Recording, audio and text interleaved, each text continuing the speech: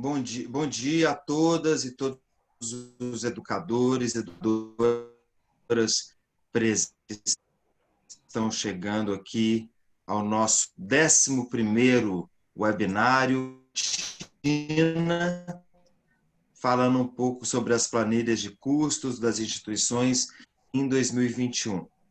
Hoje é um dia de muita expectativa para as escolas, para os educadores, já que a Prefeitura de Belo Horizonte dará um pouco mais tarde a questão das aulas em Belo Horizonte.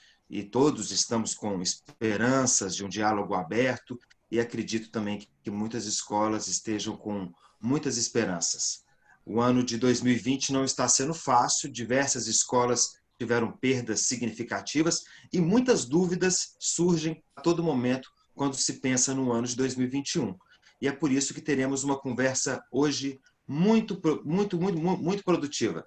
Nós temos tentado fazer esses encontros online a cada semana, trazendo os principais temas que afetam as escolas e os educadores nesse momento de pandemia.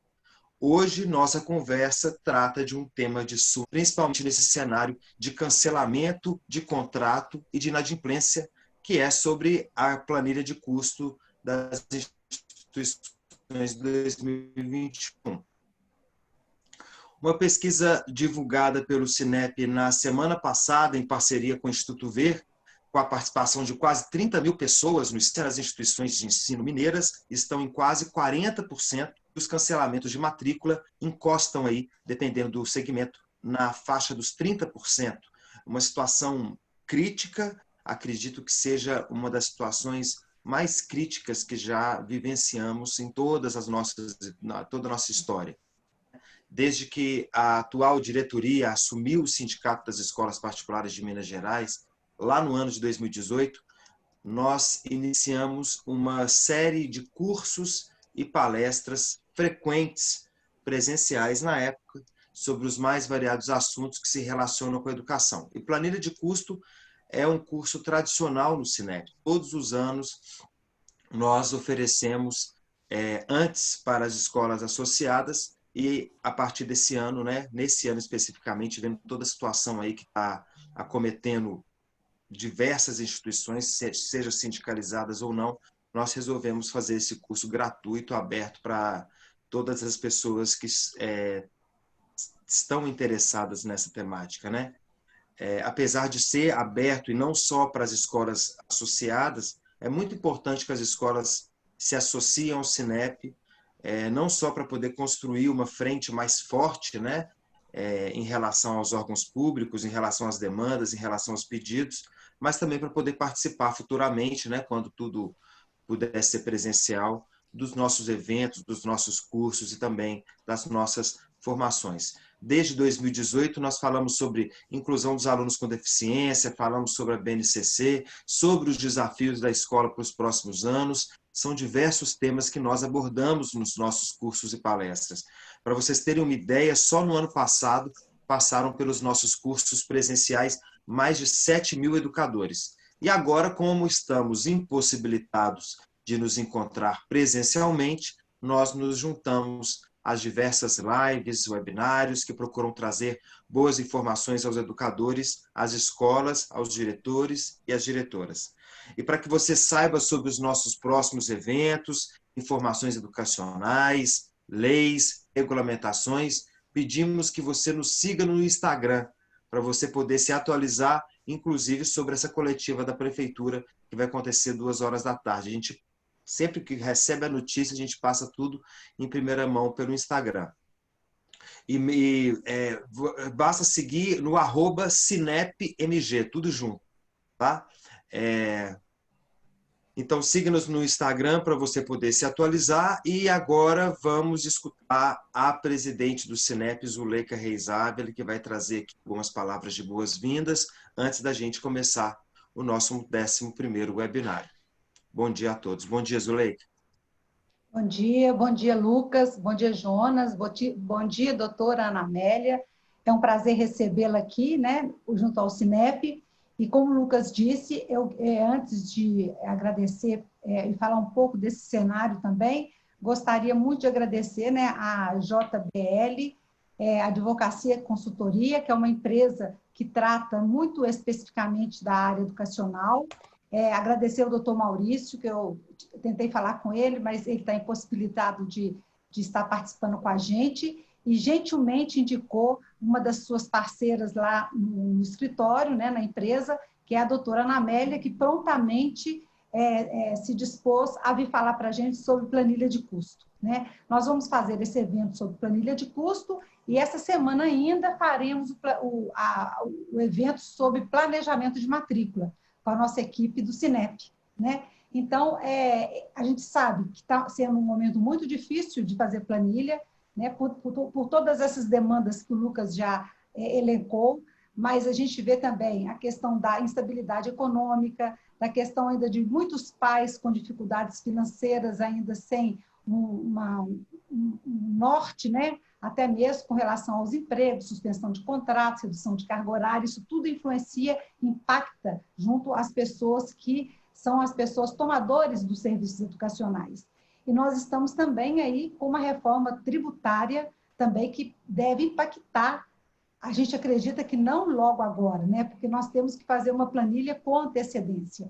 Mas a gente sabe que se esse projeto de lei que está sendo discutido no Senado vai refletir justamente na área de serviços. E as escolas estão dentro da área de serviços. A gente já esteve discutindo isso muito. Se essa lei passar, possivelmente ela vai ter impacto no meio do ano. Então, pode ser que a gente faça uma planilha e que esse impacto só venha depois, mas pode também ser que isso não aconteça, né? Como nós trabalhamos, desde que essa lei tem mais de 20 anos, a gente sempre trabalhou com futurologistas, né? Pessoas que têm que pensar em achar uma saída sem saber exatamente o que vai acontecer. Tudo que foi preparado para 2020 e tudo que na planilha estava, a gente viu que a gente não conseguiu executar. Muito pelo contrário, a gente achou que poderíamos fazer de todos os projetos incluídos em planilhas e os custos desses pudessem ser normal, e não aconteceu. Nós tivemos que refazer as planilhas durante o decorrer do ano, adequando, inclusive, custos que a gente não estava prevendo. Mas isso também a gente tem que estar preparado. Por isso que é bom ter muito cuidado e ter muita atenção na hora de formatar uma planilha. E uma coisa muito importante, que às vezes as escolas não estão atentas a isso, é a questão de acompanhar a planilha. Porque muitas vezes a gente faz a planilha e põe a planilha dentro da gaveta. Mas a planilha dentro da gaveta, ela não vai refletir o mês a mês o que você está fazendo e o que pode acontecer. Né? Então, a doutora Ana Amélia está aí para nos orientar. Ela vai fazer a palestra e só ao final da palestra é que o Lucas vai estar aí fazendo a mediação com relação às perguntas. Sejam todos muito bem-vindos. Vamos ter uma semana aí de muita paz, né? E, quem sabe, de boas notícias, né? Para que a gente possa ter uma expectativa para 2021. A todos um bom dia e, mais uma vez, doutora Ana Amélia, muito obrigada.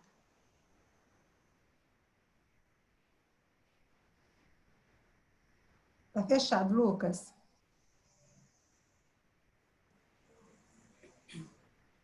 Desculpa. Obrigado, Zuleika.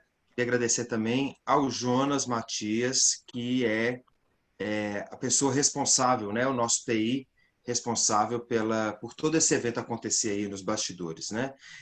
Vocês podem, as pessoas participantes, podem utilizar o chat para se cumprimentar, para comentar alguma coisa, para dar boa tarde, bom dia, né? Boa tarde não.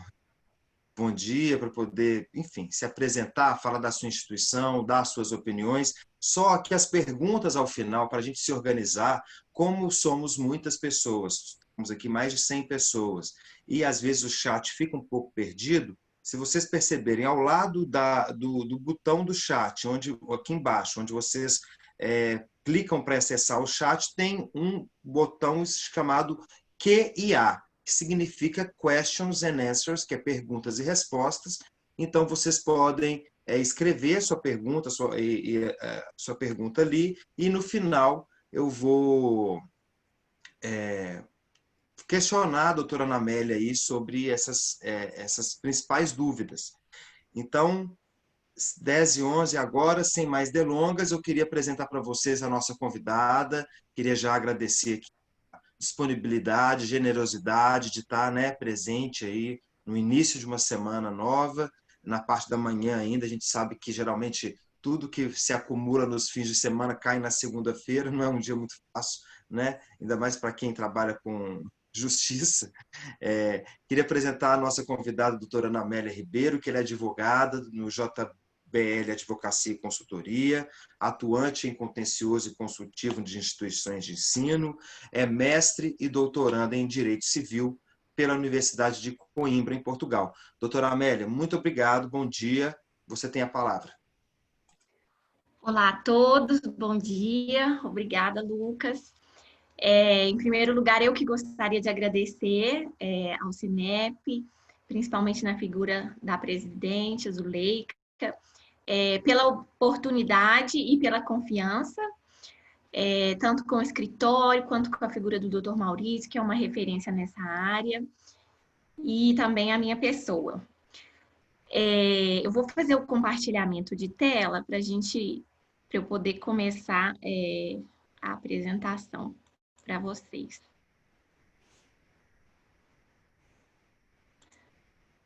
Ok. Então, eu vou estar falando para vocês hoje um pouco sobre os aspectos legais dessa planilha de custos para o ano de 2021, exatamente porque a construção dessa planilha nesse momento, ela traz um pouco mais de aflição do que dos anos anteriores, por causa dessa realidade que a gente está vivendo, que foi inesperada por todos, que é a pandemia, dos impactos dela na gestão de todos os nossos negócios, principalmente das instituições de ensino, que é um dos segmentos que tem sido mais atingidos pela pandemia, porque tem se prolongado por tanto tempo, principalmente, né, em Belo Horizonte em específico, mas em Minas Gerais também, durou bastante tempo a suspensão das aulas. Só fazendo um pequeno adendo, o Lucas já me apresentou, mas eu vou fazer um pequeno adendo. Eu trabalho no JBL Advocacia e Consultoria, a gente atua tanto no contencioso quanto no consultivo de instituições de ensino. E, além disso, o nosso escritório ele possui também outras áreas do direito, que é o direito econômico, empresarial, civil, trabalhista, administrativo, ambiental e o terceiro setor. Então, nós somos referência nas instituições de ensino, mas também, como somos uma equipe grande, trabalhamos também em outras áreas do direito. Ao final da apresentação, eu vou deixar o site e também o meu e-mail, para quem depois puder ou tiver curiosidade de conhecer um pouquinho mais sobre nós e o nosso trabalho. Sobre a primeira legislação que a gente tem que falar aqui, eu vou fazer um roteiro por todas aquelas que são importantes a gente conhecer durante a elaboração da planilha de custos. Então, a lei mais importante, como a Zuleika falou, tem mais de 20 anos, é a Lei 9870, que dispõe sobre o valor total das anuidades escolares. Então, a partir dessa lei, ela é a legislação básica que vai estabelecer a forma como as instituições de ensino elas têm que compor o preço dos seus serviços. Na sequência, tem o decreto 3274, que também é do ano de 99, e é ele que vai trazer a planilha e o modelo de planilha que tem que ser seguido para as instituições comporem o valor das anuidades escolares. Ainda nesse contexto jurídico, tem a Lei 8.078 de 90, que na verdade é o Código de Defesa do Consumidor. Ele também não pode ser ignorado quando a gente vai construir essa planilha, porque nós somos prestadores de serviços, então estamos submetidos também ao Código de Defesa do Consumidor. E, por fim, claro, a Lei 9394 de 96, que é a Lei de Diretrizes e Bases da Educação, que ela tem que sempre vir como pano de fundo em quaisquer discussões que nós estamos falando sobre educação. Aí também a Constituição Federal, que é a lei universal, e vamos começar a falar um pouquinho agora sobre a escola particular.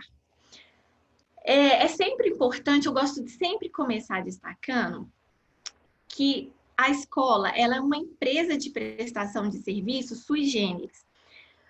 Por que que é sui generis? Porque ela tem características bem particulares que diferenciam ela de outras empresas de prestação de serviço. O serviço que a gente presta é o ensino.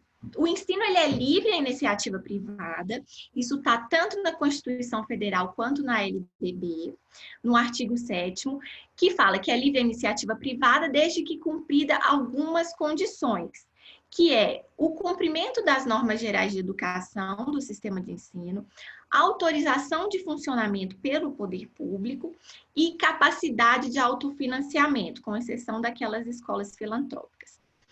Então, é uma empresa, é um segmento do mercado que está livre a qualquer iniciativa privada. Mas quando a gente se dispõe a isso, o que a gente tem que ter conhecimento também? Que a escola, ela é sui generis, por quê? Porque ela exerce uma função social. Aquele serviço que ela presta não é um serviço como qualquer outra empresa. Ela é um serviço que tem uma função social. O que eu quero dizer com isso? A função social que a escola exerce é porque ela atua na formação da sociedade. Ela que vai trabalhar com as nossas crianças e os adolescentes na construção dos cidadãos. Então, ela que vai formar e difundir os principais valores sociais e estabelecer os direitos e deveres do cidadão. Então, a Constituição Federal, que é a principal legislação que regulamenta a ordem jurídica do Brasil, ela vai dispor exatamente isso. A educação, direito e dever de todos, e ela visa o pleno desenvolvimento da pessoa, o seu preparo para o exercício da cidadania e a sua qualificação para o trabalho. Então, é exatamente por isso que, apesar de ser livre a iniciativa privada, o Estado, ele vem interferir e colocar e reger os serviços que essas empresas prestam, que as escolas prestam. Então, ele vai dispor uma série de princípios que devem ser seguidos pelas escolas. Aí nós temos, por exemplo, o princípio da pluralidade de ideias e concepções pedagógicas, da igualdade de condições, acesso e permanência na escola, da liberdade de aprender, ensinar e pesquisar. E o Estado vai interferir, inclusive, nas questões do pagamento do preço e da formação desse preço. E aí, o que o Estado vem dizer? Ele vem dizer uma série de coisas que vão estar escritas na Lei 9870, que nós vamos falar. E por que eu falo que a escola ela é uma prestadora de serviços sui generis? E é diferente de qualquer outra prestadora de serviço. Se a gente tem, por exemplo, uma empresa de manutenção de serviços de elevadores, quando há inadimplência, aquela empresa ela simplesmente para de prestar o serviço, ela interrompe a prestação do serviço naquele momento. E na escola, apesar da escola ser uma empresa também, ela não pode interromper imediatamente. A gente vai ver aqui as regras que a inadimplência, mesmo com a inadimplência, a escola tem que continuar prestando serviços educacionais, porque ela não pode deixar a criança ou o adolescente vulnerável, que é o vulnerável, sem aquela prestação de serviço. Por quê? Exatamente por causa da função social que eu já me referi. Então, a escola é uma prestação de serviço sui generis porque ela tem que financiar o serviço dela por 12 vezes e mesmo em caso de inadimplência, ela não pode interromper essa prestação de serviço. Então, o que a Lei 9870 ela vem exatamente explicitando? Ela fala que são proibidas a suspensão de provas escolares, a retenção de documentos ou a aplicação de quaisquer outras penalidades por motivo de inadimplemento. E aí, caso haja um inadimplemento, é claro que pode-se recorrer às regras, né, do Código de Defesa do Consumidor, do Código Civil, para buscar aí com que a outra parte ela cumpra a sua prestação de pagamento. Mas a interrupção do serviço, ela só pode acontecer no final do ano letivo ou do semestre letivo, de acordo com o que for o calendário do curso que está sendo realizado. O parágrafo 1º da Lei 9870, ele vem reforçar essa ideia. Ele fala: o desligamento do aluno por inadimplência somente poderá ocorrer ao final do ano letivo, ou no ensino superior ao final do semestre letivo, quando a instituição adotar o regime didático semestral. E aí, o parágrafo 2º também vem dizer que os estabelecimentos de ensino fundamental, médio e superior deverão expedir a qualquer tempo os documentos de transferência de seus alunos, independentemente de sua adimplência, ou da adoção de procedimentos legais de cobranças judiciais. Ou seja, é texto expresso de lei todas essas características peculiares que as escolas têm de observar, e é exatamente por isso que o inadimplemento é um fator que traz muita insegurança na hora de construir a planilha. A gente não sabe, a gente tem expectativas e projeções de quanto será o inadimplemento para o próximo semestre, mas a gente nunca tem certeza desse valor. Paralelamente, a gente não pode retirar aquele aluno de dentro de sala de aula para colocar outro no seu lugar que estaria pagando as parcelas em dia. Então, é muito importante conhecer esses termos da lei para não sujeitar a escola a eventuais penalidades. A Lei 9870, ela vai dispor também do preço do serviço. E o que ela vai estabelecer? O preço do serviço, ele é anual ou semestral. Então, perante o consumidor, muitas vezes existe um mito de que se paga mensalidades. Então, você paga o mês de abril porque você teve aulas em abril. Você paga o mês de maio porque teve aulas em maio. Isso foi uma ideia que circulou muito agora nessa época de pandemia. E aí, quando houve a suspensão das aulas, em março, as pessoas queriam parar de pagar porque não tiveram aulas em março, em abril, então não iam pagar as mensalidades de março ou abril. Mas isso, na verdade, é um mito. E o que a gente tem que trabalhar é na difusão deste conceito de que o preço pelos serviços escolares ele é anual. Na verdade, o que se tem é o valor de uma anuidade ou semestralidade. E ela só é dividida de 12 vezes, e aí é cobrada mensalmente, exatamente para facilitar o acesso do consumidor àquele serviço de ensino. Porque cobrar tudo de uma vez só no início do ano seria uma condição muito restritiva e muito penosa para os consumidores.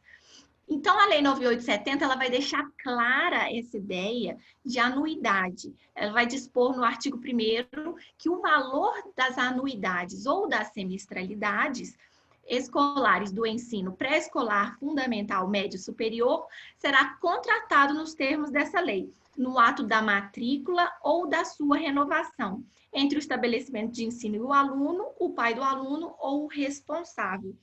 Então, a lei, ela vem deixar muito clara essa ideia de que não se paga por mês pelo serviço que se recebe por mês. Se paga o preço anual pelos serviços que vão ser prestados durante todo o ano. Então, a mensalidade escolar ela é um meio de pagamento entre o cliente e o prestador de serviços. E o parágrafo 5º, ele vai também explicitar que o valor total anual ou semestral, ele terá vigência por 1 ano e será dividido em 12 ou 6 parcelas mensais e iguais, facultada a apresentação de planos de pagamentos alternativos, desde que não excedam o valor total anual ou semestral apurado na forma dos parágrafos anteriores. Qualquer outra informação importantíssima que a gente extrai desse parágrafo 5º é essa questão da vigência por 1 ano. Então, neste ano de 2020, a gente vai estabelecer o valor do serviço que a gente vai prestar para o ano que vem todo. E durante o ano que vem, a gente não poderá fazer um reajuste desse valor. O reajuste do preço, ele também é abordado na Lei 9870 de 99. A lei, ela não dispõe um percentual determinado para o reajuste. Ela não põe um padrão ou referência. Isso fica a livre critério do fornecedor, ou seja, das escolas. Então, pode-se adotar, por exemplo, o INPC ou o IPCA, Isso fica a critério da instituição. Mas uma vez que esse índice é escolhido pela escola e colocado, ele tem que ser explicitado no contrato qual o índice escolhido, ele não pode ser alterado depois disso. Então, todas essas regras, elas têm que ser bem conhecidas pela instituição de ensino para que a gente possa segui-las na composição do preço, sob pena de ser considerado um preço abusivo. Como eu falei, considerando que a escola exerce uma função social, o Estado vai interferir ali, caso ele entenda que haja uma abusividade por parte desse fornecedor. Então, todas essas regras da Lei 9870, elas têm que ser conhecidas e aplicadas no momento de produção da planilha de custos. Então, é preciso fazer uma análise financeira bem detalhada e prévia para depois haver a divulgação desse preço aos pais. Uma vez ele divulgado, ele não poderá ser alterado, a não ser com situações muito excepcionais, né? Então, o cálculo do preço, ele deve ser feito com base em projeções de despesas, de folha de pagamento e também os investimentos para o ano seguinte, eles podem também constar nessa planilha de custos. Ainda sobre o reajuste do preço, a Lei 9870, ela vem falar no artigo 1º, parágrafo 1º, ela reforça a ideia de que o valor será anual ou semestral e ela explicita que, ao ser construído, ele tem que tomar como base a última parcela da anuidade ou da semestralidade legalmente fixada no ano anterior, multiplicada pelo número de parcelas do período letivo. Se a gente está tratando aí de cursos semestrais, a divisão por 6 meses, ou de cursos anuais, vai ser por 12 meses. Então, a gente vai ver lá na planilha que tem uma primeira coluna que fala da composição, né, das despesas, uma segunda coluna que fala qual foram os gastos da instituição no ano anterior e uma próxima coluna que é a projeção para os gastos do ano seguinte. O parágrafo 3º, ele vai explicitar o que pode ser acrescido ao valor para o ano seguinte, né, na construção da planilha. E ele expõe que, além da variação de custos a título de pessoal, pode também ser introduzido aprimoramentos no processo didático-pedagógico. Então, investimentos que a instituição faz no seu processo didático-pedagógico, ele pode ser incluído, sim, na planilha de custos do ano que vem. E como a gente está vivendo essa realidade de pandemia, e muitas instituições estão até pensando na inserção do ensino híbrido, esse ensino híbrido pode ser uma possibilidade para o ano que vem. E ele exige, sim, que a instituição faça investimentos neste processo didático-pedagógico. Esses investimentos, eles podem, sim, compor a planilha de custos para o ano que vem. O parágrafo 4º, ele vai dizer que a planilha de custos ela vai ser editada, né, por ato do Poder Executivo. E essa planilha, ela foi editada logo na sequência da edição da Lei 9870, através do Decreto 3274, também do ano de 99.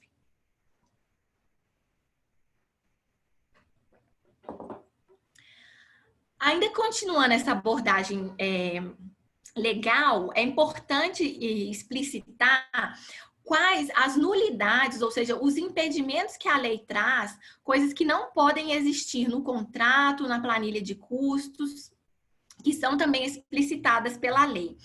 O parágrafo 6º, ele vai dizer que é nula e não produz qualquer efeito a cláusula do contrato que traga uma revisão ou reajustamento no valor da anuidade ou semestralidade em prazo inferior a 1 ano, a contar da data de sua fixação, salvo quando expressamente previsto em lei. Ou seja, uma vez a gente fixado o valor, ele não pode ser reajustado durante 1 ano. Então, a gente coloca um valor este ano, assina o contrato e é esse o valor que a gente vai cobrar para o ano que vem. O parágrafo 7º, ele também vai dizer que será nula a cláusula do contrato que obrigue o contratante, ou seja, o aluno ou os responsáveis legais, ao pagamento adicional ou ao fornecimento de qualquer material escolar de uso coletivo, necessários à prestação dos serviços educacionais. Porque esses custos, eles devem estar sempre inseridos já na planilha de custos. Então, aqui em Minas Gerais, a gente tem até uma nota técnica do PROCON, que é a nota técnica 10 de 2012, que vem explicitar essa questão e vem até correlacionar vários materiais que são considerados de uso coletivo e que não podem ser cobrados à parte e nem exigidos na lista de material escolar. São materiais cujo custo tem que estar inserido na planilha de custos.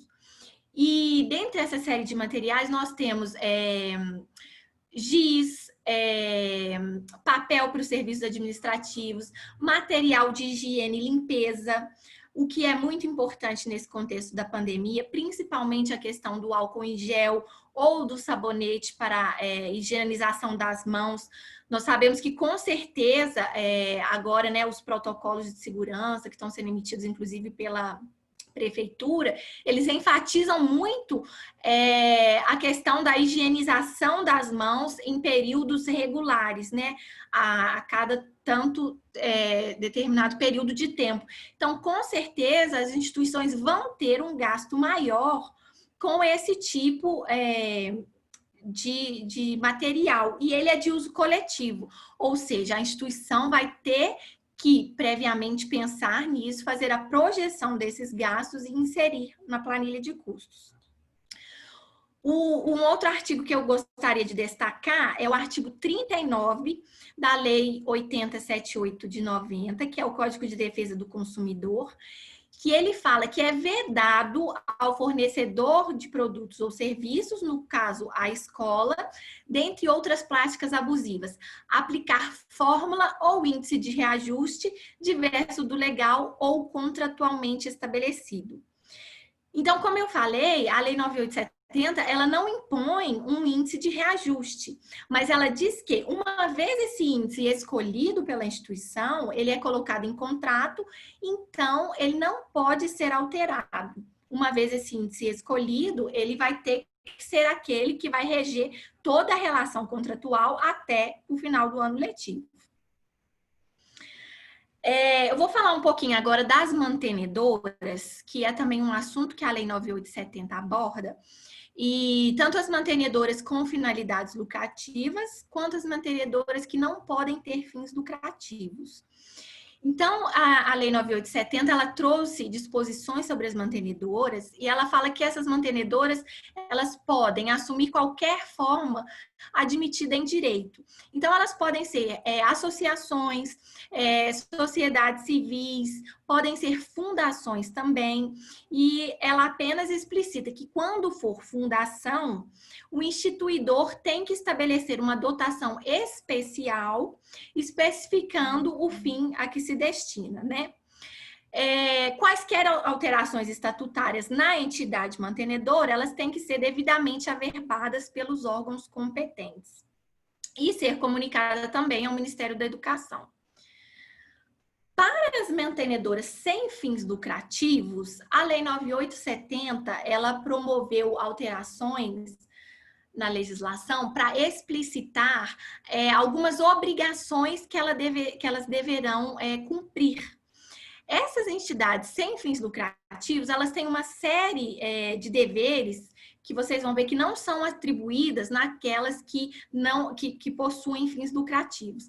Então, o artigo 7º da letra B, ele fala o seguinte: as entidades mantenedoras de ensino superior sem finalidade lucrativa deverão, o que elas têm que cumprir? Elas têm que elaborar e publicar em cada exercício social demonstrações financeiras, parecer do Conselho Fiscal ou órgão similar.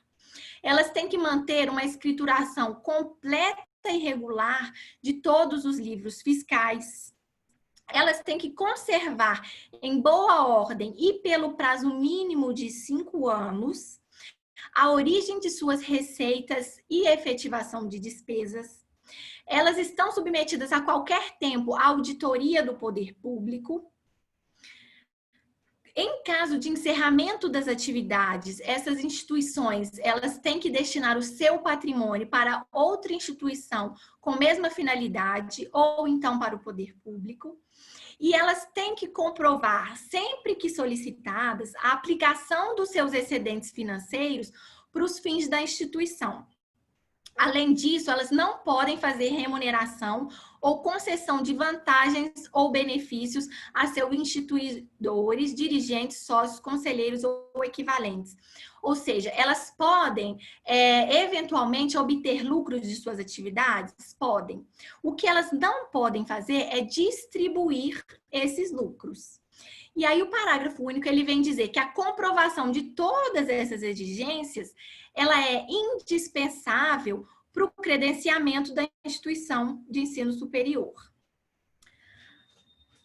O artigo 7º, letra C, ele vem também reforçar que essas instituições que sejam comunitárias, confissionais e filantrópicas, elas têm que observar o que dispõe o artigo 14 do Código Tributário Nacional. Isso porque, como elas são instituições imunes, o artigo 9º do Código Tributário Nacional, ele fala que é vedado, ou seja, é proibido à União, aos estados, ao Distrito Federal e aos municípios cobrar impostos dessas instituições de educação e de assistência social que não têm fins lucrativos. Só que para que não seja cobrado impostos delas, elas têm que cumprir esses requisitos do artigo 14 do CTN, que é não distribuir qualquer parcela de seu patrimônio ou receitas, aplicar integralmente no país os recursos na manutenção dos seus objetivos institucionais, manter a escrituração de suas receitas e despesas em livros, revestido das formalidades contábeis. E o que acontece se essas instituições elas não cumprirem isso? Elas vão perder a aplicação do benefício, que seria, elas vão perder a imunidade tributária delas. Então, especialmente para essas instituições que não têm fins lucrativos, a planilha de composição de custos, ela se torna duplamente essencial e necessária.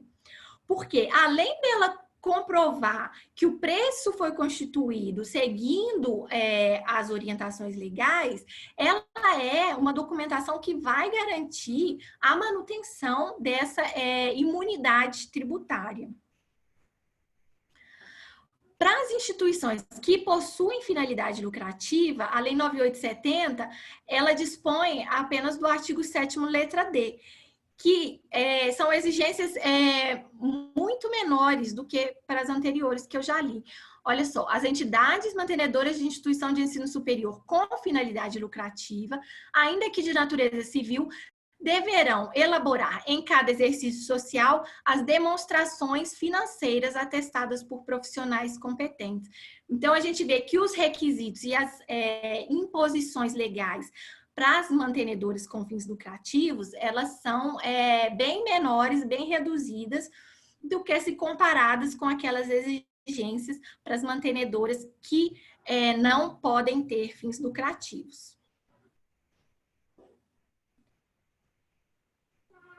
Agora vamos abordar um pouco do decreto 3274, que é exatamente o que trouxe a planilha de custos regulamentando o dispositivo dessa lei 9870. Então, esse decreto ele é muito curtinho, ele tem dois artigos apenas. O primeiro é que vai falar que os estabelecimentos de ensino eles devem apresentar planilha na forma do anexo desse decreto. E o artigo 2º que fala que a vigência dele.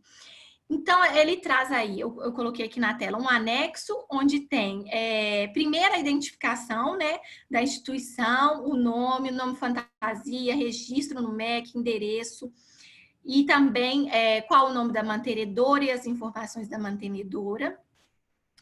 Na sequência, ele traz também essa planilha que vai dizer sobre o controle acionário da escola. Então, tem que ser especificados, né, os nomes dos sócios com suas identificações e participações no capital social, bem como daqueles que compõem a instituição mantenedora. E aí, na sequência, ele vem trazer a planilha para a composição dos custos. Na primeira coluna dessa planilha, a gente vê aí uma série de rúbricas relacionadas às despesas. Então, a gente tem as despesas de pessoal, depois despesas gerais e administrativas, e aí, por fim, os encargos de prolabore, valor locativo e contribuições sociais. Na segunda coluna, ela vai dispor sobre o ano base. Então, a gente vai colocar nela os valores que a gente efetivamente gastou no ano de 2020. E na coluna seguinte, vai ser os valores do ano de aplicação, que é o ano de 2021. As projeções que nós vamos fazer para o ano que vem. As despesas de pessoal... como as escolas, elas são prestadoras de serviço, as despesas de pessoal, elas são exatamente as que compõem o maior custo e as maiores despesas da escola. Então, numa média geral, nós temos aí 70% a 80% das despesas dessas instituições com essa rúbrica de pessoal. E as demais despesas, que gira em torno de 20% a 30%, que vão compor as despesas gerais e custos administrativos, né? Aqui na planilha eu também estou explicitando que para as instituições que são imunes, como a gente já abordou, há algumas rúbricas aí que não são aplicáveis, como por exemplo o percentual dos impostos tributários. Então, quais que são os desafios que a gente tem que enfrentar na hora de construir essa planilha? Essa planilha era realmente elaborada com base em projeções, né? Como a Zuleika falou, nós não temos certeza e acabamos trabalhando com o futurismo na construção dessa planilha. O que a gente vai fazer é uma projeção, por isso que traz muita insegurança na hora de construir essa planilha. Nós temos que projetar a inflação, né, a projeção dos preços para o ano seguinte. Nós temos que projetar qual vai ser o reajuste salarial dos trabalhadores. Nós temos que fazer o rateio dessas despesas projetadas pelo número de alunos existentes. E esse número de alunos existentes também não é uma certeza, porque apesar de a escola não poder interromper a prestação do serviço para o aluno inadimplente, nada impede que esse aluno saia da instituição ou peça transferência a qualquer momento. Há também de ser considerado os custos variáveis, né? Nós temos aí, por exemplo, os gastos de energia elétrica, que é um argumento que está sendo muito utilizado pelos consumidores nesse momento, falando que as instituições estão economizando com energia elétrica, mas como nós vimos, o maior peso, né, na composição da planilha de custos, eles vêm da construção das despesas com o pessoal, mas esses custos variáveis, eles também existem e têm que ser projetados, e aí, além de energia elétrica, a gente pode também acrescentar custos variáveis que, por exemplo, com esses materiais de higiene que anteriormente não existiam e agora vão ser obrigatórios a existir, como o álcool em gel. Além disso, a pandemia, ela traz uma série de situações que vão interferir na composição dessa planilha de custos. Por exemplo, a possibilidade do ensino híbrido, ela ainda pode ser regulamentada pelos conselhos estaduais de educação, pelo MEC, pela Secretaria Municipal. E caso ela seja uma realidade, ela tem que ser pensada pela escola neste momento, e isso implica em gastos e despesas com treinamento dos professores, com disponibilização de plataformas, Também a pandemia, ela traz os protocolos de segurança preventivos. Eu sei que a maioria das escolas já está adotando, né, esses protocolos, exatamente porque estamos aí nesse dilema e nessa incerteza de quando as aulas irão voltar. Mas a maioria delas já estão tendo os gastos para a adoção desses protocolos desde já. Mas não só a adoção dos protocolos, mas a manutenção deles também traz custos. E também é importante o treinamento, não só dos trabalhadores e dos professores, mas o treinamento dos alunos para seguir esses protocolos. Ele é importante e ele também implica em custos. Muitas vezes a instituição ela tem que contratar uma empresa de segurança em saúde, segurança do trabalho, para instituir esses protocolos. E aí tem que compor todo esse preço sem esquecer da adequação do valor ao mercado, né? O consumidor, ele muitas vezes pode acreditar que a instituição de ensino ela está adotando preços altos preventivamente, mas nós, como instituição de ensino, não podemos fazer isso de uma forma desarrazoada. Primeiro, para não cair em abusividade, né, que é uma ponderação do ponto de vista legal, mas também tem a ponderação do ponto de vista mercadológico. O nosso preço, ele não pode estar completamente dissociado do preço das demais instituições. Então, tem que haver essa adequação no preço do valor, ser um preço competitivo, exatamente para que nós não perdemos, não aconteça de perder os nossos alunos. E depois tem também a questão das inadimplências e transferências de aluno, né? As instituições viveram isso agora, nesse momento, principalmente na educação infantil, como a Zuleika comentou, que foi o pedido de suspensão ou mesmo de transferência dos alunos da educação infantil, porque as aulas estavam suspensas. Então, muitos alunos cancelaram, né? Os pais cancelaram os contratos. E a instituição de ensino, ela tinha aquela expectativa de recebimento de receita. Como ela não pode negar, né, não pode negar os documentos de transferência, nem pode negar o pedido de cancelamento, é uma receita que estava sendo esperada e que, na realidade, ela não vai ser efetivada por causa dessas transferências que ocorreram de modo inesperado e todas de uma vez só, excessivo. E aí eu trago mais uma vez, né, o parágrafo 6º do artigo 1º da Lei 9870, que ele fala que é nula cláusula contratual de revisão ou reajustamento do valor das parcelas da anuidade ou semestralidade escolar em prazo inferior a 1 ano. Ou seja, a gente tem que enfrentar todos esses desafios listados para prever um preço que não poderá ser alterado para o próximo ano. Então, a planilha de custo, ela tem que ser elaborada de uma forma muito cuidadosa e ela tem que levar em consideração os dados da contabilidade da instituição, porque, né, a gente parte, como eu expliquei, exatamente como base dos valores que foram efetivamente gastos no ano anterior, que no caso será o ano de 2020. Então, é extremamente recomendável que seja feito com o auxílio de um contador.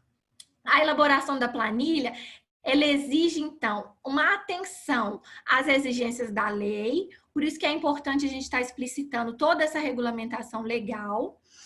E ela também deve levar em consideração os levantamentos sobre as despesas escolares para fazer uma projeção adequada dos valores para o ano seguinte. Uma vez feito, né, esse trabalho, nós temos que divulgar este preço para o ano que vem. E o artigo 2º da Lei 9870, ele vai dizer que o estabelecimento de ensino, ele deve divulgar em local de fácil acesso ao público o texto da proposta do contrato de prestação de serviços, o valor apurado na planilha de custos, o número de vagas por sala e deve fazer isso no período mínimo de 45 dias antes da data final para a matrícula, conforme calendário e cronograma da instituição de ensino. Então, cada instituição ela vai estabelecer aí o prazo de matrícula, só que quando ela estabelece esse prazo, ela tem que estar ciente que 45 dias antes do término desse prazo de matrícula, ela vai ter que divulgar o preço da anuidade para o ano que vem, as condições de pagamento, né, que são, em geral, de 12 vezes ou 6 vezes, e vai ter que deixar isso num local de fácil acesso para consulta, né, dos pais responsáveis legais, caso seja de interesse deles. Isso tudo é uma exigência que vem também do Código de Defesa do Consumidor, que considera, né, que o contrato ele é um contrato de adesão, então ele é feito unilateralmente pela instituição, então é para proteger o consumidor, que são os alunos e responsáveis legais, que são considerados, sobre esse ponto de vista, a parte mais vulnerável, porque ele não participa nem na construção desse contrato, das regras do contrato, e ele também não participa da construção, da composição do preço. Então, ele tem que ter acesso a essas informações antes, num período de tempo mínimo e razoável, para que ele possa determinar se ele concorda ou não com aquilo e possa livremente assinar o contrato de matrícula ou rematrícula. Então, eu vou partir para as conclusões. O novo preço da mensalidade escolar, ele deve ser apurado com análise financeira, né? Então, a gente tem que ter como base todos os gastos financeiros que a instituição já teve. Os dados da planilha, elas precisam se basear nas demonstrações contábeis e financeiras, por isso que é altamente recomendável, né, o auxílio de um contador e do setor contábil das instituições. Nós temos vários desafios para projetar este preço para o ano que vem, mas um aspecto positivo é que os investimentos no processo didático-pedagógico, e é essa terminologia que a lei usa, esses investimentos, eles podem sim ser incluídos nessa planilha de curso, dessa planilha de custo. Então, todos os gastos que a gente tem, eventualmente com adoção de ensino híbrido, com adoção de protocolos de segurança para o Covid-19, a gente pode incluir na planilha de custos para o ano que vem. É importante reforçar que não podemos alterar os preços da mensalidade durante o ano, que torna muito importante, né, a elaboração dessa planilha. A planilha de custo, ela poderá ser solicitada pelos pais, né, ela já deve ser divulgada, né, no período mínimo antecedente de 45 dias, e ela pode também ser solicitada por autoridade governamental, né? Tanto a autoridade judicial como o Ministério Público, ou mesmo o PROCON.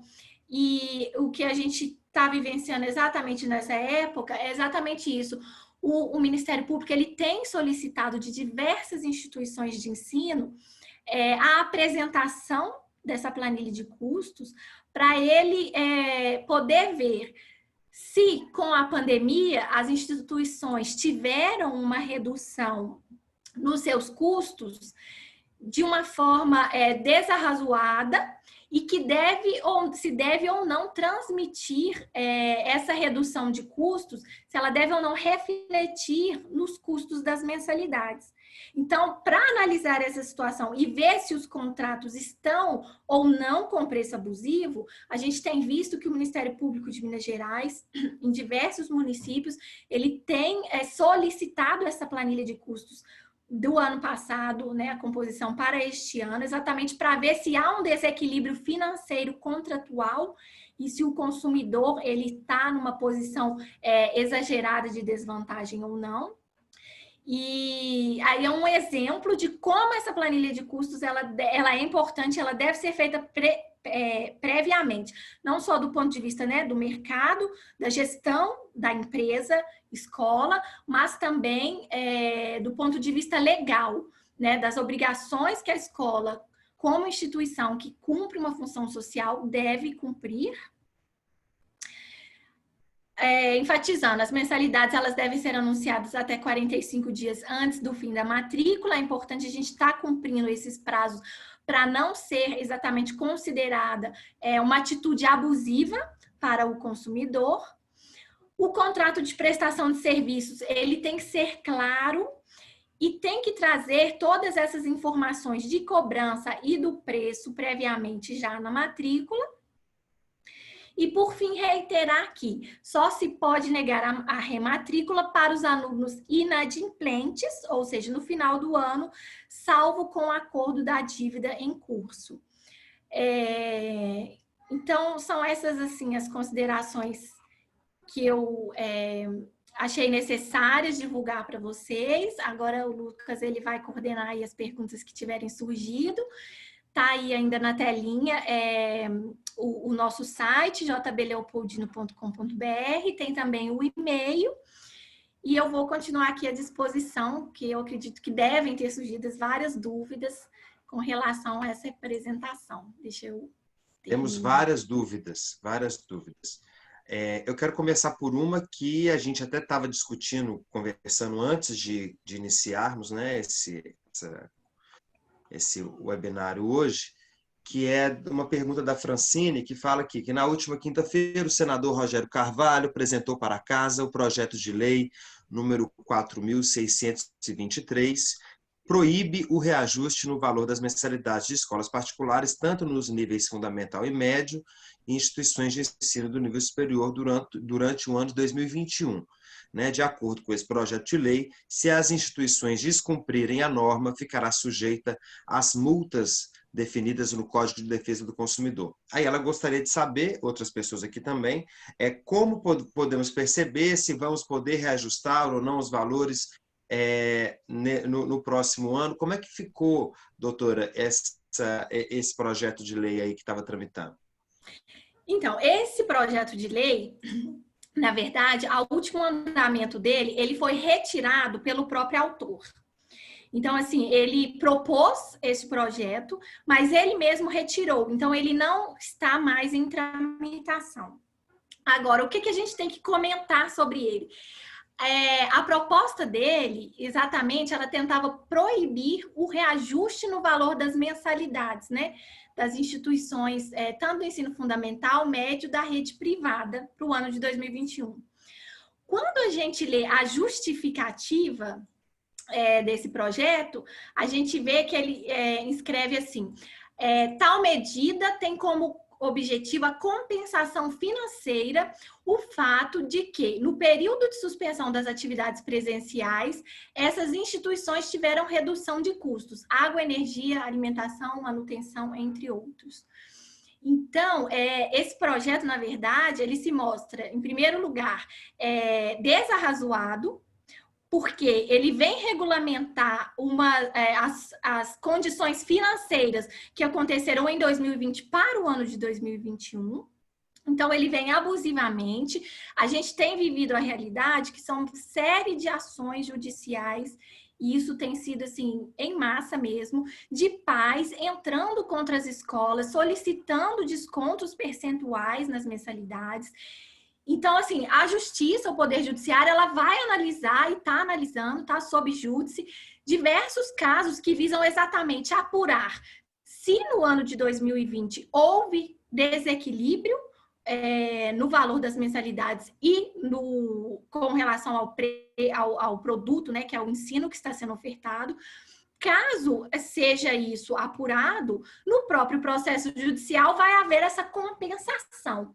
Agora, quando você propõe um projeto de lei deste para valer universalmente em âmbito nacional, você ignora essas realidades individuais que já estão sendo compensadas e cria um desequilíbrio para o próximo ano. Né? O reajuste, ele tem que existir para as instituições elas poderem sobreviver. Por quê? Vai haver o reajuste salarial dos trabalhadores? Vai. Vai haver o aumento do preço dos insumos que a escola precisa para sobreviver? Vai. E como que ela vai conciliar isso com a proibição do reajuste? Então, assim, eu acredito que até o fato do próprio autor ter retirado este projeto, ele já demonstra o quão absurdo ele era, né? Então, assim, pode ter havido aí um momento inicial de muita confusão e todo mundo achando que era muito absurdo as escolas terem havido redução de custos de energia, mas eu acho que num segundo momento, diversas instituições, inclusive o CAD, também os PROCONs agora eles estão um pouco mais conscientes da realidade das escolas e da composição dos preços. Né? O que significa uma redução de uma economia de água à luz diante de um aumento de despesas para a adoção de protocolos de segurança, para a adoção de um sistema que possa permitir o ensino remoto. Então, assim, esse projeto, ele realmente não está mais em tramitação e ele, assim, do meu ponto de vista legal, mesmo que ele fosse aprovado, ele estaria, assim, sujeito a uma inconstitucionalidade que, sem dúvida, seria questionada aí por instituições importantes, a exemplo, né, do Cinep de Minas, que vem encabeçando e conduzindo esses desafios que a gente está tendo na pandemia de uma forma muito ativa, para proteger a todos, né? Porque quando a gente protege o fornecedor e a existência de diversos fornecedores, a gente está protegendo também o consumidor, né? Garantindo a escolha dele em qual instituição de ensino ele vai continuar estudando e não sobrecarregando ainda o setor público, né? Porque se a gente houver uma falência massiva das instituições de ensino, como que esses alunos vão ser inseridos no sistema educacional? O setor público, a gente sabe, a educação pública ela já é bastante deficitária, já há uma dificuldade com vagas e matrículas. Imagina se houver o fechamento dessas instituições privadas de ensino, como que o setor público ele vai ter ou não capacidade para absolver todos esses alunos, né? Assim, todas ponderações que devem ser feitas antes de virem propostas e sugestões de uma forma assim tão universal e ignorando a realidade individual de cada instituição. Tá certo, doutora Ana Amélia, a gente está com muitas perguntas, a gente tem aí ainda meia hora para poder responder. Vamos lá. O Rogério, ele quer saber o seguinte: hoje minha mensalidade está com desconto linear em todos os segmentos. Eu tenho que fazer o reajuste de 2021 em cima da mensalidade cheia ou com desconto linear atual? E aí ele leva em conta que o ensino no próximo ano, né, como a gente não sabe ainda como é que vai se configurar esse retorno nas aulas, pode ser híbrido, né? Então, o que você aconselha ele a fazer nesse sentido? Bom, eu não sei se o desconto linear que ele está aplicando de espontaneidade da própria instituição dele, ou se foi assim, se ele está acolhendo alguma recomendação que tenha vindo do PROCON ou alguma demanda judicial que ele tenha sofrido. Mas, de toda forma, esse desconto ele está incidindo agora por causa da condição especial que nós estamos vivendo agora, que é a suspensão das aulas. Essa condição pode não mais existir ano que vem. Então, a expectativa que a gente tem é que ano que vem as aulas presenciais elas possam ser realizadas. Então, o que eu aconselho e o que eu acho assim, mais lógico seria construir a planilha de custos sem considerar o desconto linear. Primeiro, porque ano que vem a expectativa é de que as atividades presenciais possam ser realizadas. Segundo, porque eventualmente, caso não possam ser, ele volte a aplicar o desconto linear ano que vem, né? Como a gente viu, a lei fala que o preço não pode ser reajustado. Se ele fizer a opção inversa e já colocar o desconto, né, como base para calcular o preço do ano que vem, pode ser que ano que vem ele perceba que ele não tenha condições financeiras de manter o negócio. E aí ele não vai poder reajustar o preço por causa da proibição legal. Uma vez que colocado o preço, ele vale por todo o ano, não pode ser reajustado. Então, eu entendo que a planilha deste ano, ela tem que, a planilha para o ano que vem, ela tem que ser construída considerando o valor cheio dos gastos do ano de 2020 e não considerar esses descontos lineares. Eu não sei se eu fui clara. Foi sim. A Débora quer saber. Entendemos que a planilha de custos faz parte do sigilo contábil da instituição por conter diversas informações financeiras entendidas como sigilosas. Portanto, pelo texto da lei, entendemos que estaríamos obrigados a divulgar apenas o valor apurado na planilha para os pais. Qual é a sua opinião? Na verdade, a lei ela acaba deixando essa dúvida, né?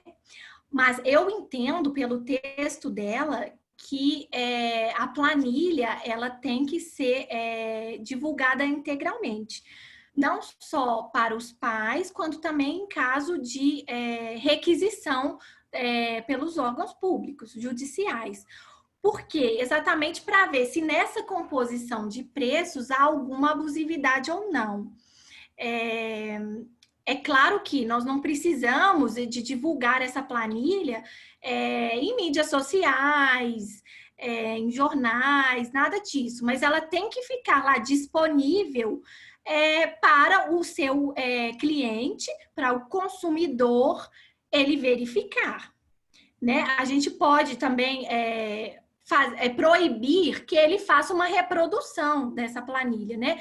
Não precisa, ele tem o acesso a ela, mas a gente pode não permitir que ele tire cópia, tire foto, isso a gente pode fazer, mas a gente também não tem como impedir esse acesso, exatamente porque o consumidor ele é considerado vulnerável. E para ele exatamente verificar se aquilo que ele está comprando está tendo, né, a composição de preços que ele entende como justa, ele acaba tendo que ter acesso a isso. E também quando essa planilha ela é divulgada para os órgãos, para o Ministério Público ou mesmo os órgãos judiciais, que agora estão requisitando muito essa planilha, eles também não podem sair divulgando em qualquer meio essa planilha, não. Ela realmente tem informações que são consideradas sensíveis, mas elas têm que ser apresentadas, né, para o consumidor. Mas levando em conta, você disse da função social da escola até que dá essa outra interpretação, né, que diferencia de uma empresa comum, né? Mas pensando assim, nessa exposição dessa planilha dessa forma, isso não fica, a escola não fica muito vulnerável? Por exemplo, o Luan aqui está mesmo falando, a gente estaria expondo o salário de todos os profissionais, muitos são pais de alunos também, quer dizer, e aí eu já emendo com a Lisete, que pergunta assim, como é que deve ser apresentada essa planilha aos pais? Tem que ser afixada, tem que ser entregue? Quer dizer, as escolas, doutora Ana Amélia, elas, essa divulgação da planilha, isso não seria, às vezes, assim, muito firme, assim, muito exposto para uma instituição? Por exemplo, a gente não faz isso. Um hospital é um bem social também, e ninguém que vai se consultar, um hospital particular, ele pede a planilha de custo da instituição mesmo, ele pagando por aquilo, e mesmo sabendo também que medicamentos podem ser superfaturados. Então, assim, como é que se dá isso? Então, o que a gente aconselha é que a planilha ela fique disponibilizada na secretaria ou na tesouraria da escola, né? Caso algum pai ou algum responsável financeiro solicite, a gente apresenta. Agora, a planilha acaba que não precisa de expor, por exemplo, o salário dos professores. Ela apresenta um custo geral, por exemplo, dos gastos de pessoal, o valor do custo geral com as despesas, outras despesas. Então, não vai ser de uma forma tão detalhada que se possa apurar quanto ganha o professor X, o professor Y, quanto que eu gastei de material de limpeza. Não vai ser de uma forma mais mais ampla, realmente, sabe? Então pode apresentar uma versão resumida, então, por exemplo. Não precisa Isso ser seria tão detalhada. Isso, exatamente. Não seria abrir todos os balancetes, todas as informações detalhadas da escola, não. Porque Uhum. isso realmente é a cargo da instituição. Mas essa planilha mais resumida ou com os valores mais gerais, gastos de pessoal, tanto, despesas gerais, tanto, aí sim isso pode ser apresentado. E dessa Uhum. forma, como eu falei também, não precisa de colocar isso no contrato e enviar para todos os pais, não. Isso é caso o pai venha solicitar. Então, ele Entendi. compareça na escola e tenha acesso àquilo ali, sem poder, né, é bom alertar, sem poder fotocopiar ou divulgar. É só para cumprir essa determinação de ele ter acesso e divulgar esse preço final, para comprovar que Então, ele não está abusivo. mas na lei consta essa necessidade, né? Quer dizer, não essa necessidade, mas a escola, quem solicitar, deve apresentar. Isso a lei fala, não é? Isso, porque a lei fala assim, né? A composição, né, do preço, ela vai ser comprovada mediante apresentação de planilha de custos, né? Estou Uhum. até voltando aqui. Então, é isso. Caso o consumidor ele questione essa composição de custos, nós temos que ter a planilha para apresentar. Mas ela não precisa ser divulgada e apresentada previamente, sem que haja o questionamento, não. Uhum. Doutora Ana Amélia, você orienta que a planilha para... Quem está perguntando é a Andréia. Você orienta que a planilha para 2021 seja feita com base nas despesas de agora ou as despesas do início de ano, quando tinha esse cenário ainda, entre aspas, normal? Tendo em vista que muitas escolas perderam, né, muita receita, etc. É preferível a escola contar com o que ela era antes ou contar a partir de agora para o ano que vem? Essa é uma pergunta muito difícil, porque Difícil. cada escola teve uma perda de receita de determinada forma, né?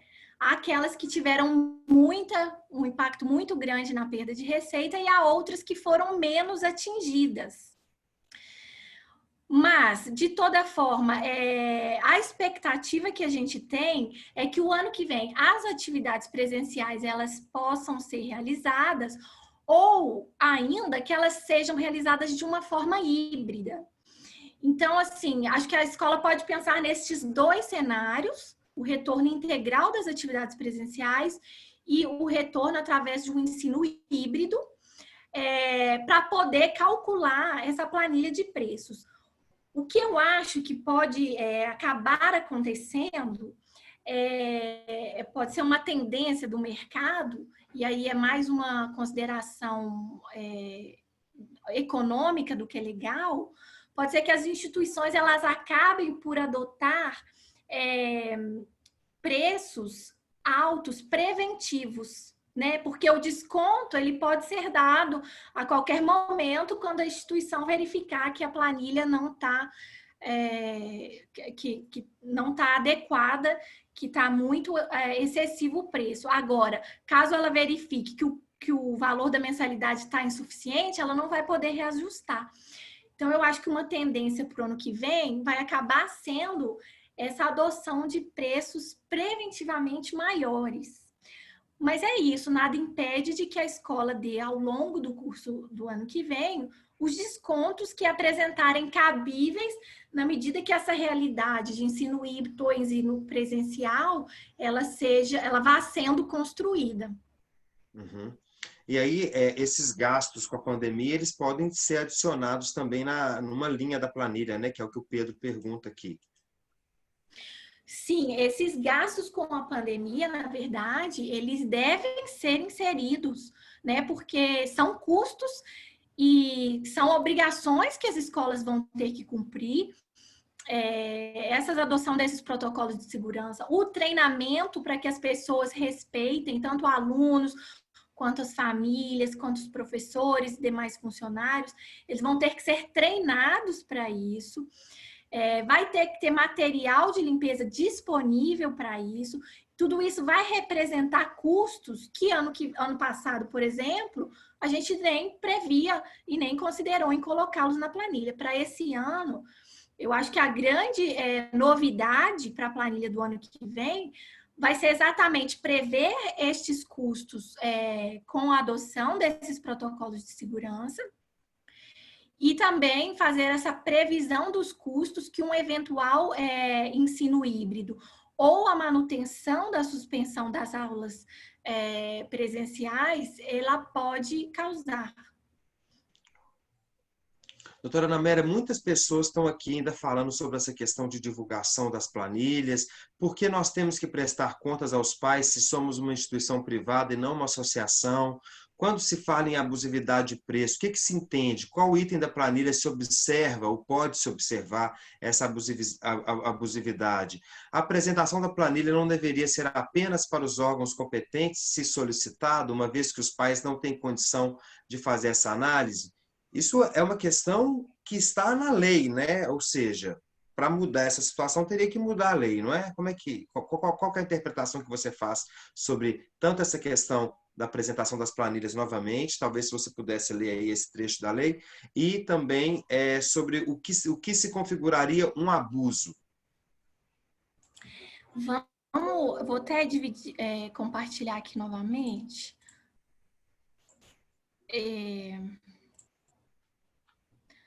Peraí, essa parte do slide que fala sobre a apresentação da planilha.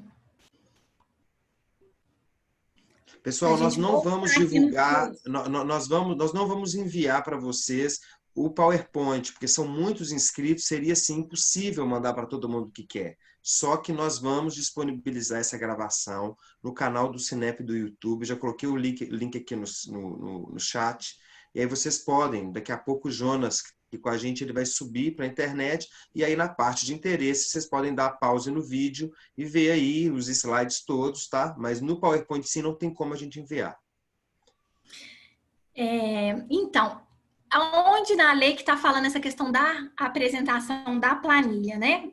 Ela está aqui no artigo 1º, parágrafo 3º, que ele começa a descrever como que pode ser composto o preço. Aí ele fala que pode ser acrescido, né, a variação dos custos a título de pessoal e de custeio, comprovado mediante a planilha de custos, mesmo quando essa variação resulte em introdução. Ou seja, a planilha, ela deve existir.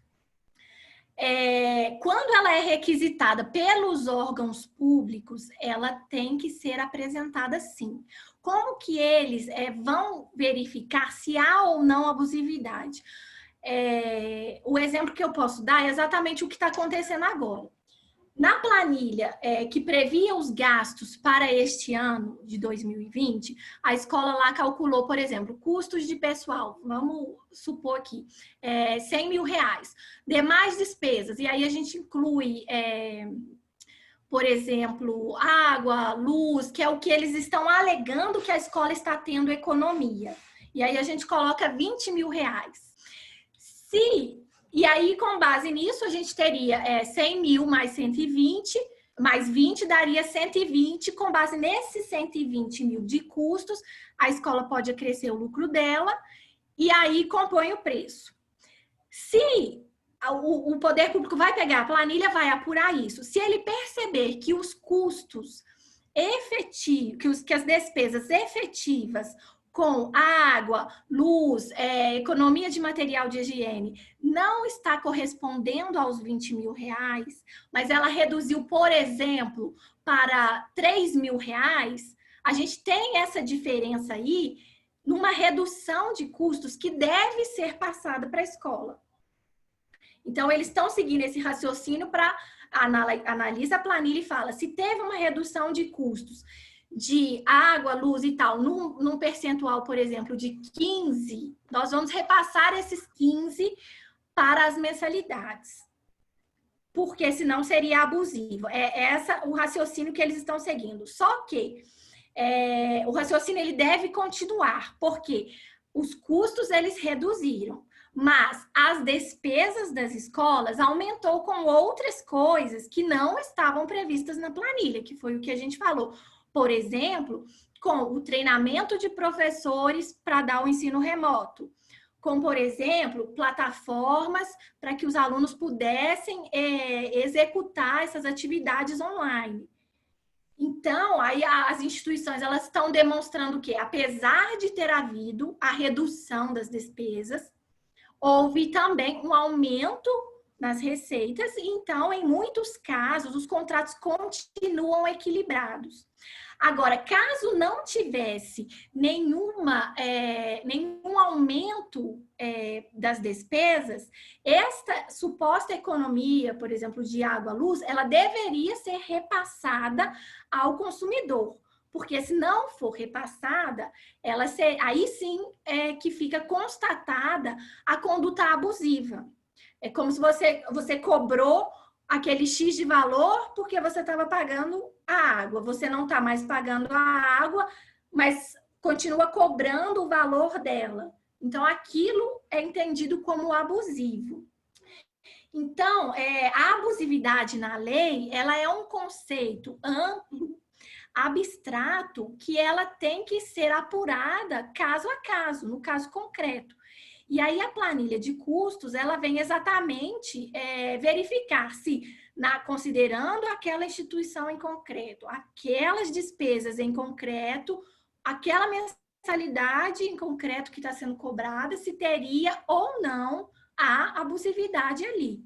Então, assim, a gente vê que a planilha ela é realmente um ponto-chave e essencial para o ano que vem. Exatamente agora, os pais eles, estão cientes disso e pode ser que ano que vem seja ainda mais questionado essa composição de preços. Doutora Ana Amélia, nós temos observado aí uma possível reforma tributária, inclusive já teve alguns levantamentos feitos pela Federação Nacional das Escolas Particulares, que apontaram, inclusive, que se a proposta do governo federal entrar de reforma tributária, entrar realmente exatamente como está sendo apresentado, pode haver um aumento de despesa de impostos para as escolas particulares em até 10%, quer dizer, aumentaria 10% isso aí, essa cobrança. E aí o Vitor, ele pergunta assim, poderíamos alterar os valores em caso de aumento de impostos oriundos da reforma tributária? Existe alguma previsão legal disso ou não? Então, a gente não sabe, se essa reforma tributária ela vai ser ou não aprovada no que vem, se ela vai continuar essa tramitação. Então, assim, incluir na planilha de agora esses supostos 10% que virão, eu entendo como um pouco temerário, porque aí a gente vai ter realmente uma discrepância no valor final do preço da mensalidade muito grande, e considerando ainda a lentidão que a gente sabe que é o nosso processo legislativo. Mas, de toda forma, caso essa reforma ela venha a ser efetivada e venha a incidir esses impostos, nada impede que depois, possivelmente, as escolas entrem com pedido e questionamento até para poder haver esse reajuste do preço. Porque a lei fala que o preço ele não pode ser reajustado durante o ano, salvo quando expressamente previsto em lei.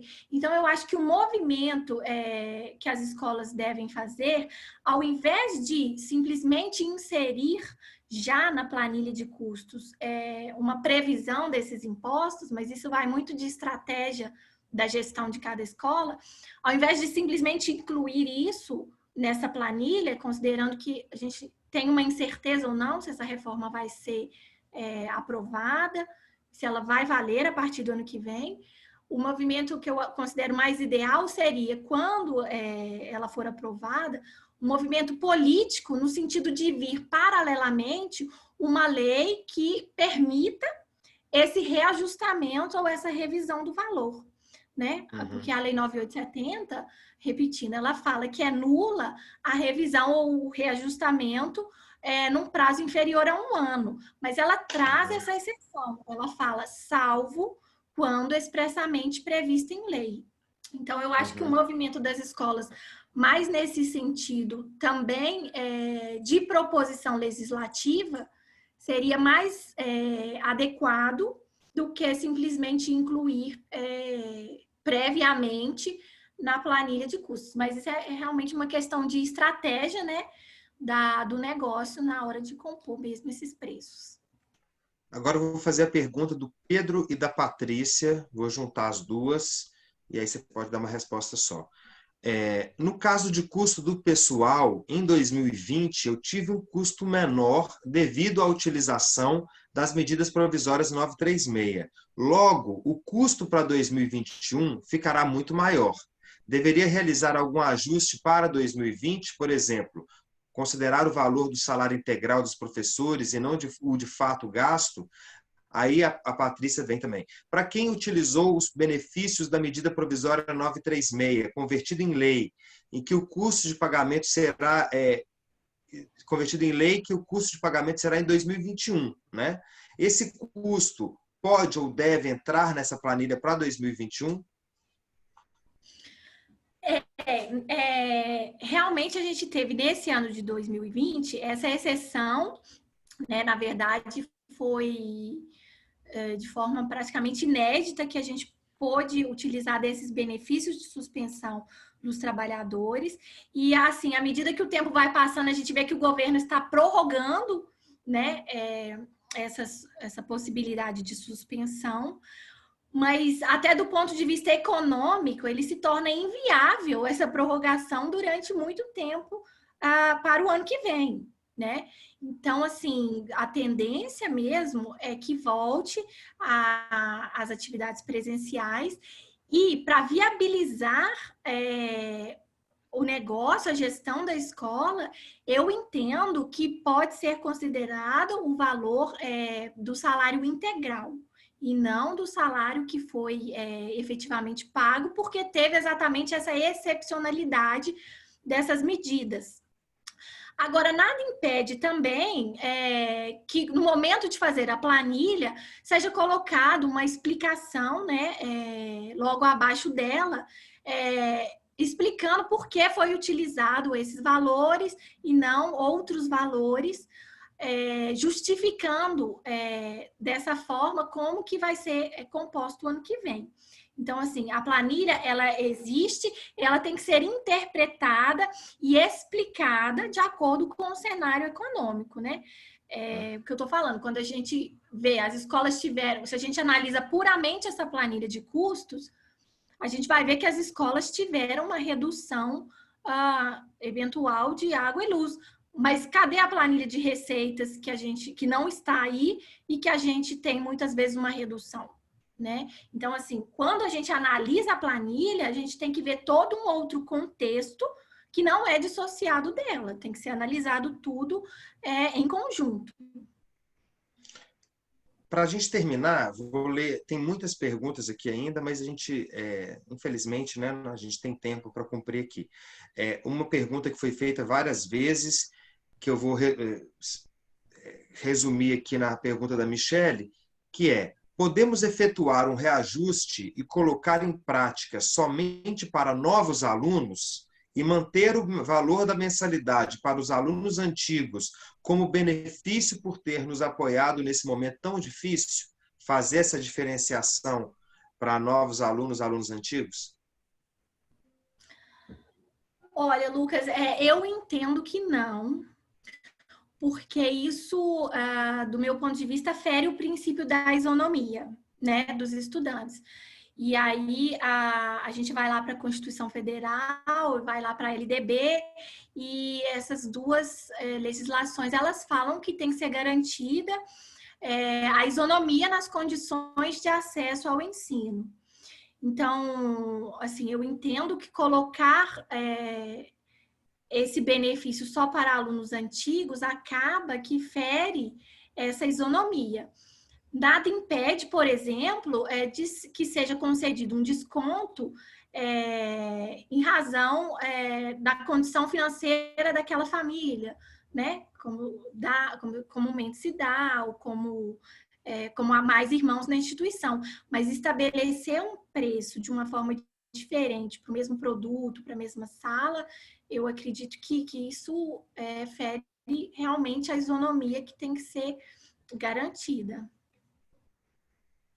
Tá certo. Então, terminamos o nosso tempo. Queria chamar a Zuleika aqui para dar suas palavras finais. Acredito que foi uma conversa muito produtiva e, principalmente, cada instituição saber das suas especificidades, das suas particularidades, saber, né, do seu próprio orçamento para também, claro que com as orientações jurídicas, com as orientações dadas por pessoas como você, Ana Amélia, são muito úteis para as escolas, mas elas também têm que se olhar para dentro, né? Ver como é que é a realidade delas e como é que elas podem resolver esses problemas.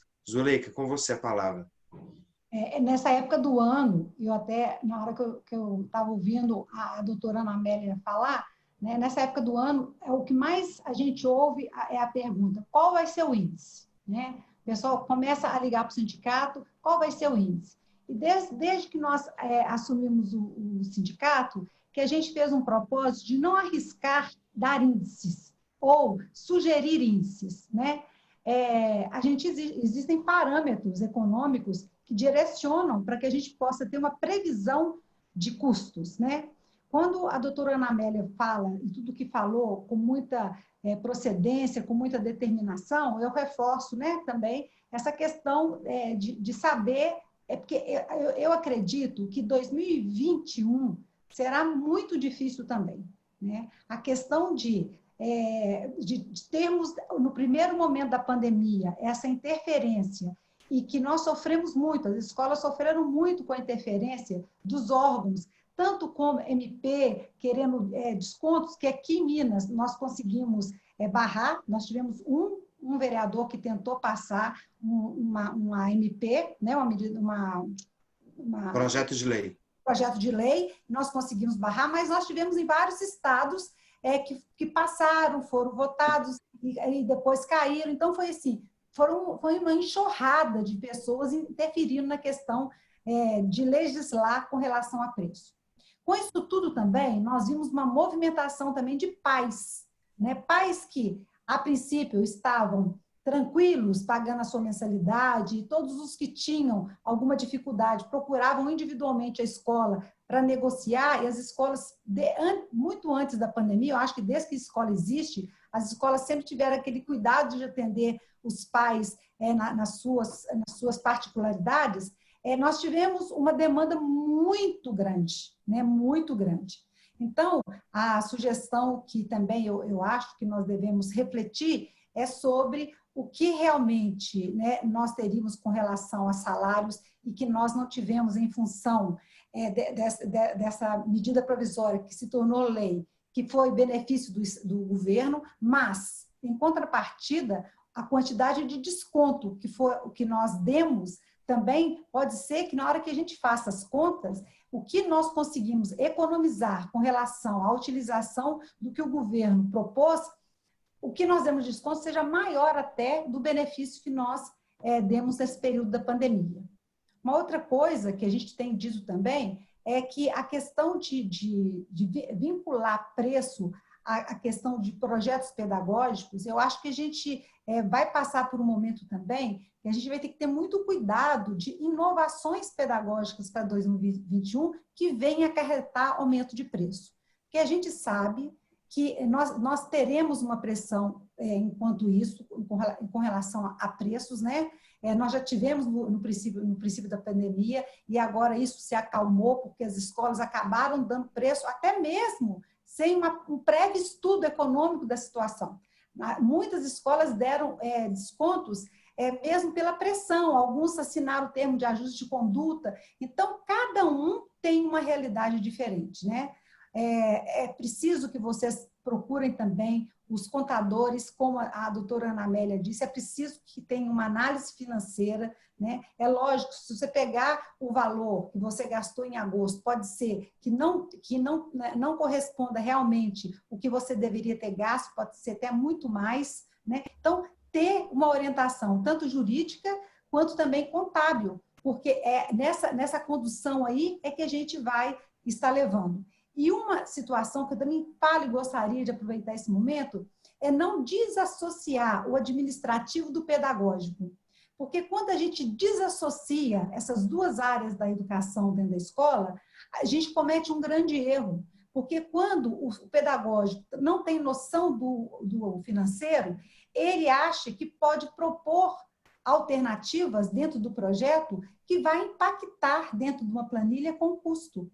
Então, quando eu falo que 2001 vai ser um ano de muita recessão. Então, a gente tem que saber, inclusive, o que será necessário e o mínimo necessário possível para a escola não perder, né, a sua qualidade no trabalho que executa, a qualidade do trabalho que repassa às famílias, mas, em contrapartida, num preço que não vá causar impactos ou demandas judiciais, ou impactos e demandas que vá ter que representar documento, porque o que a doutora Ana Amélia disse, nós temos que afixar planilhas sintéticas, né?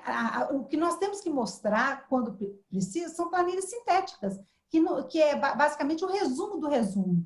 Agora, nós sabemos que devido a esse alarde que deu com relação aos departamentos que controlam e cuidam do consumidor, e sempre o consumidor, nessa proposta, sempre tem razão, nós levantamos uma poeira há muito tempo, durante esses mais de 20 anos que essa lei existe. Né? Então, nós vamos ter problema da questão da inadimplência que está alta, a gente não tem uma legislação, a legislação atualmente diz que a gente pode impedir a matrícula, a gente tem que ver, se a gente impedir a matrícula, se nós não vamos ter uma queda muito grande na nossa número de alunos. Então, isso aí, agora, para 2021, tem que ser um trabalho conjunto pedagógico e financeiro e ver todas essas demandas que são externas, né? Mas que refletem no preço e na continuidade, inclusive, da movimentação da escola.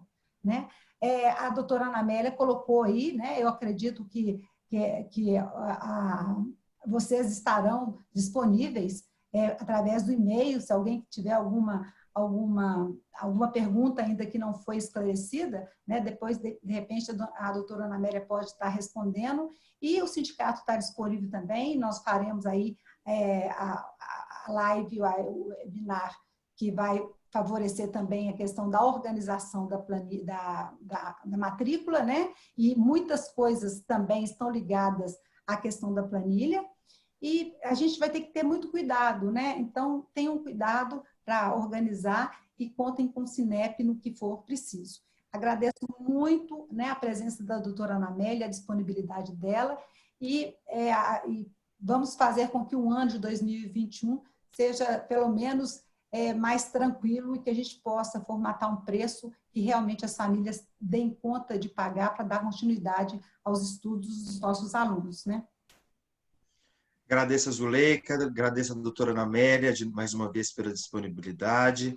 Quero agradecer também a todas as pessoas que tiveram presentes. Chegamos a quase 200 pessoas participantes aí no meio do nosso webinar, e agradecer todas e todos os educadores aí que estão aí persistindo nesse momento que todo mundo está enfrentando, que não está sendo fácil, está todo mundo aprendendo, né? E a gente tem certeza que em breve a gente vai sair dessa, né? E aí, então, boa semana para todas e todos, até a próxima, e o próximo webinar que nós vamos divulgar em breve, nós vamos falar sobre planejamento de matrícula. Então, um abraço a todas e todas e até a próxima. Obrigada, doutora. Obrigada, Zuleika, obrigada, Lucas. Eu espero ter contribuído, né, para as instituições de ensino, de uma forma, apesar de ser genérica, né, a gente não pode analisar a situação de cada uma delas aí, mas como a Zuleika falou, estou disponível também pelo e-mail. Agradeço muito a oportunidade. Obrigada. Bom dia a todos. Bom dia. Tchau.